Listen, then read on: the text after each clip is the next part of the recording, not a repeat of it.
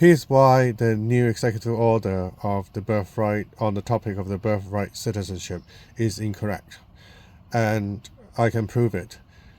The new requirement that simply born in the United States is insufficient. The parents need to be either citizens or legal residents. This is and is granted, it's correct that the 14th Amendment has a second clause that say, subject to jurisdiction, but that does not mean the parents have to be satisfied the residentship or citizenship requirement.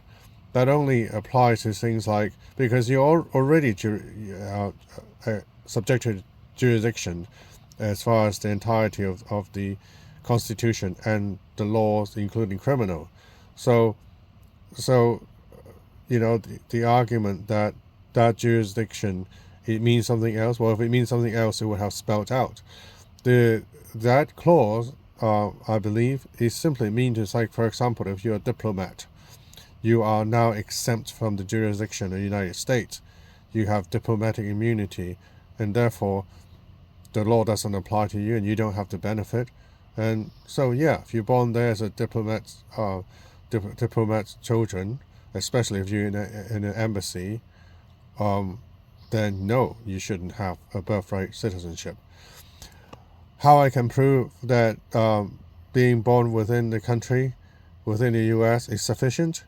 Say, for example, you have a baby that's found without the parents, just found on the doorsteps or in the middle of nowhere, and there's no parents to be found, and there's no DNA match of anybody that in a database.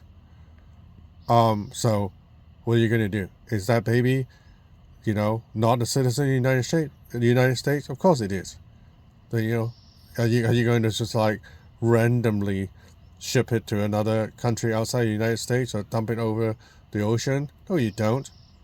So birthright citizenship, it's requires only to be born in the United States. The jurisdiction part of the 14th Amendment cover special exceptions, I believe, like diplomatic children or diplomats or any other circumstances.